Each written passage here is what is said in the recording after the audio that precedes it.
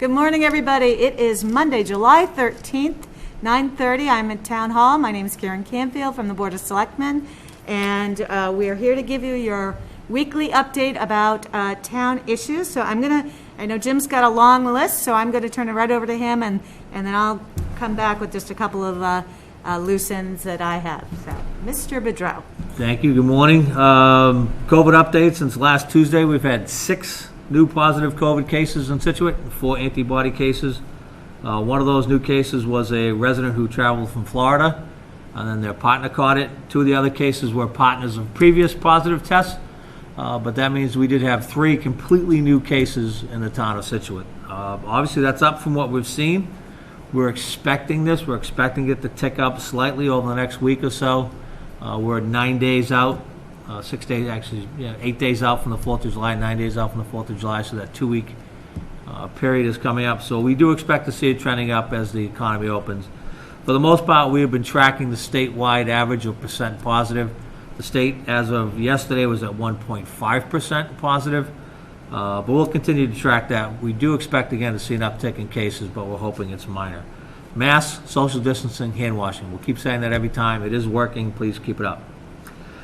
We are in phase 2 of our water bans. All non-essential outdoor water use is banned. No watering lawns, no washing cars, no filling pools.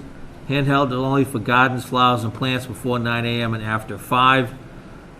Right now, the last week in June, we averaged 2.21 million gallons per day, which is before we put the ban on. With the ban in place, last week we averaged 1.821 million gallons per day, so that is a difference of approximately 400,000 gallons of water a day.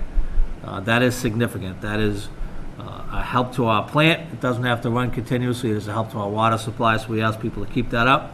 The warnings are done. We are issuing fines now at this point if people are in violation, and that fine is $100 every day you water. So please keep conserving. We do have water. We're doing this to be proactive at this point, so we ask people to continue to do the right thing and conserve water. Town Hall is open. We opened last week. We're open regular hours with the exception of Tuesday night when we're closing at 6 to the public. Face masks are required for anybody who wants to do business in Town Hall. We have markers on the floor for social distancing. We have hand sanitizers at every entrance and in various offices. We ask you to continue to do online those things you can do online if you don't need to come in for your safety and the safety of our staff. Last Tuesday was our first day. We had 107 visitors. On Wednesday, we had 75, and on Thursday, we had 60, so it's trending down. Most people came to the treasurer's office, we think, for transfer station stickers and beach stickers, followed by the town clerk's office. But those numbers are trending down. Again, if you can do your work from home, most of the stuff you need to do can be done online. We ask you to continue that. Starting today, the library will be doing curbside pickup 6 days a week. The hours from Monday and Thursday will be from 10 to 8, so an hour after and an hour before they close, so they have time to get everything set up. And Fridays and Saturdays from 10 a.m. to 4 p.m. So basically almost regular library hours. They'll be available for pickup at the library. In addition, patrons will be able to borrow the Library of Things objects, book museum passes, and print documents remotely. Go to SituateTownLibrary.org for all the details. Based on the guidance issued last week for the opening of libraries, we have a couple of physical things we have to do in the building based on those guidelines that we're working on. We expect to have those done in the next week or so. Once that is done, we will make a decision whether we want to open the library and be the only library open. That's one of our concerns. But if it does open, it will be with limited capacity and limited availability. So you'll be able to come in and browse the stacks, pick up your books. You will not be able to use the study rooms. You will not be able to sit at the desk. You will not be able to stay. You will be able to use computers. We're going to try to do that on a appointment basis. But we are trying to get the library back open so people can make use of the library. So starting today, though, curbside pickup is going to be almost regular library hours. We'll talk about brown water again. This is the time of year. I've seen some complaints on Facebook. Those are not, at this point, translating into complaints into our brown water line and our brown water emails. So please don't post it on Facebook. Tell us, 781-545-8735 and at brownwater@situatema.gov. These data points are essential for us to look at what's happening in the system and also so we can go out and help diagnose what your problem is. We're going to do some very limited flushing today in the vicinity of Wheeler Park. We've received some complaints from the Wheeler Park Housing Authority project of discolored water in Wheeler Park. So we're going to do some very limited flushing because of our water situation. But we want to look and see if the problem is on our water lines or maybe if the problem is in Wheeler Park and their service lines and their hot water heaters. So we'll do that flushing and make that determination and then speak with the Housing Authority about that. Some DPW updates real quick. Cedar Point contract was awarded for $6.4 million. The project is scheduled to start sometime in August, depending upon ramp-up time. Our project to replace 2-inch water mains and install hydrants and flushing gates at various parts of the town is scheduled to go to bid in early August, with work starting in September. That project has been severely impacted by the COVID and our ability to get that project designed.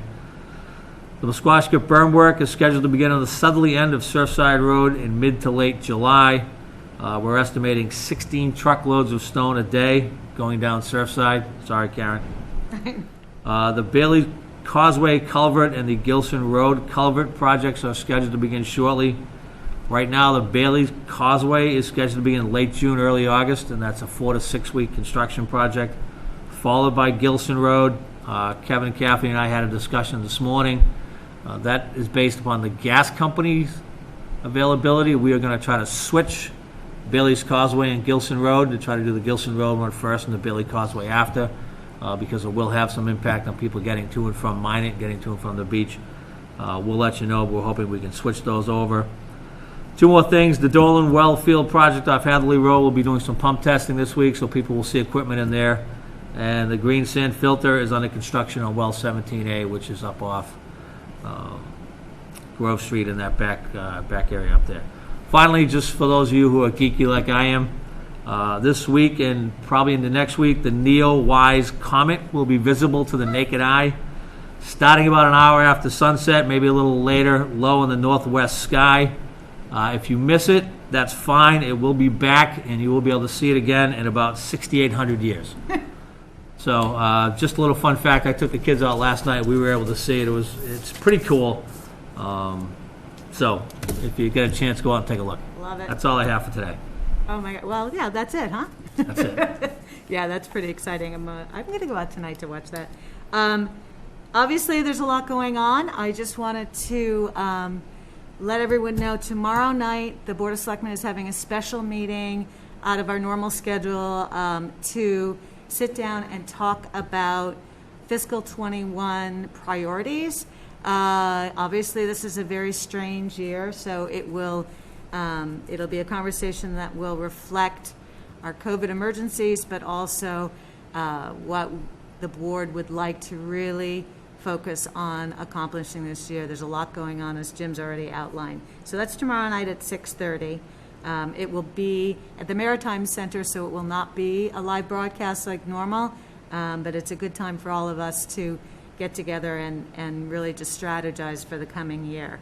I also want to let everyone know that the Board of Selectmen, the Town Administrator, and the School Committee have agreed to get together and work on both the reopening challenges, because obviously they will be significant, as well as to kick off a joint racial equity inclusion committee that both the School Committee and the Board of Selectmen have indicated we wanted to do. We'll start that process this morning. And on a fun note, the Scituate Loves Local bags that have been on sale for the last month that directly support our local businesses are going really well, and they're catching on. So I just want to let everyone know this week's bag is Sucy-en-Brie, our sister city, is celebrating Bastille Day. And you can get the details on Scituate Loves Local social media. And there are a couple left from last week, which the Beach Commission put together, and it's themed A Day at the Beach. So you can get all the details on Scituate Loves Local, Facebook and Instagram, and just send a note, and everyone will make sure that you get in on that. And it really does help our local businesses. And I think that's all I had. Thank you so much, Jim and Seth, for putting these together, and we will have our next update on Monday next week.